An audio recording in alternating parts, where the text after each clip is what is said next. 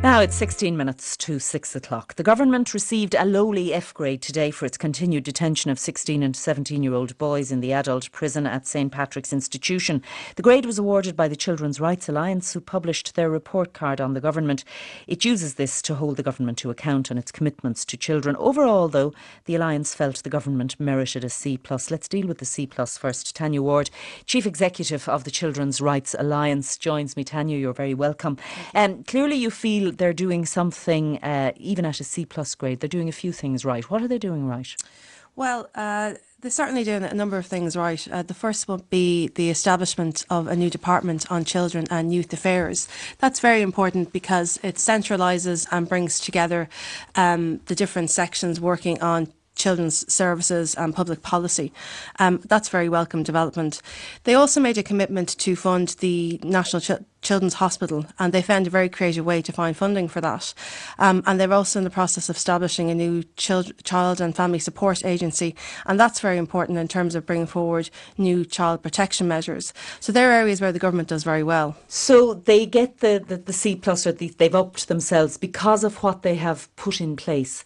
These various departments have achieved, well, the hospital hasn't, just the basic work has started on building it, but they haven't achieved anything in those departments yet. So you're awarding them in advance for what you hope they'll do, are you? That's it. I mean, we're certainly giving them some reward for their intention, because if you look at the previous governments, those decisions were never really made and followed through.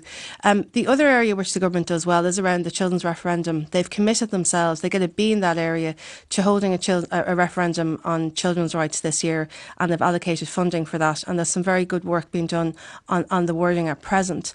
So we're very hopeful that that referendum is going to take place. But I have to say, you know, it is based a bit on intention. It's aspirational. It's aspirational, and certainly next year the report could potentially be much harder. It's going to be looking at deliverables and evaluating the progress of the different government departments. All right, so you're giving them a window of opportunity, but you'll be holding them to account again next year. Now, much of it grade C plus, higher in some areas.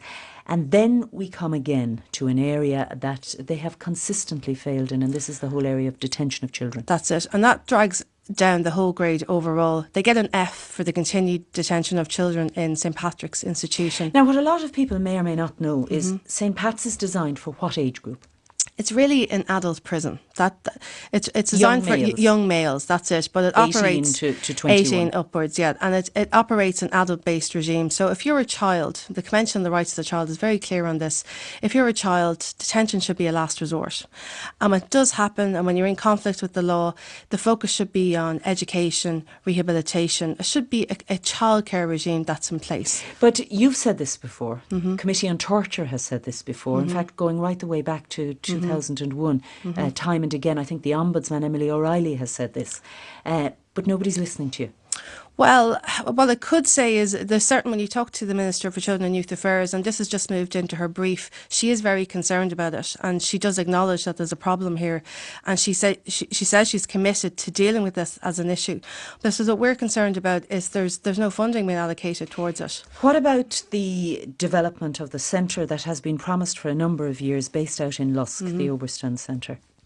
Well, that's the solution. I mean, Oberstown is the appropriate site for a new institution. We're not talking about a very big institution. At the moment, St Patrick's accommodates 47 children and young...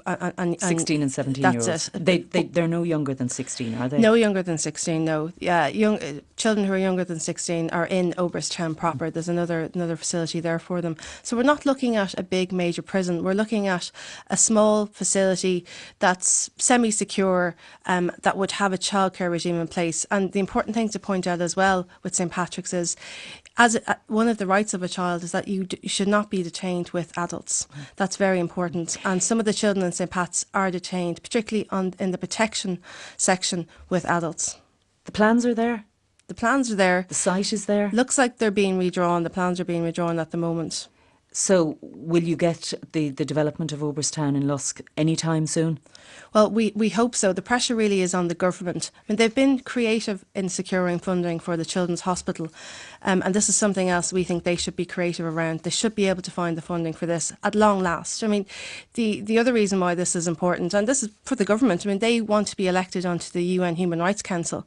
They have a campaign around this, and this is one of the major tarnishes on their human rights record, the fact that children are still detained with adults.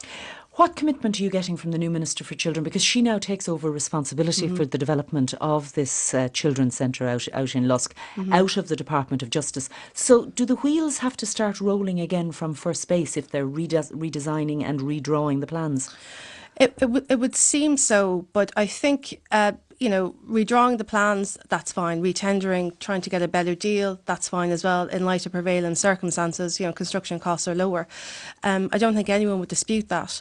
But without allocating the funding, without having a clear decision by Cabinet that this is going to happen and take place, and having a target date for when construction is supposed to begin and complete, they're the kind of things that we need to see to know that the government is going to follow through on its commitment in this area. All right. So you'll be watching carefully for the year to come to see that they deliver on the areas where you have given them a good grade. That's it, we will. I mean, the main areas we're monitoring on looking forward is holding a referendum on children's rights to give the Irish people an opportunity to draw a line on our history of institutional abuse and abuse at home.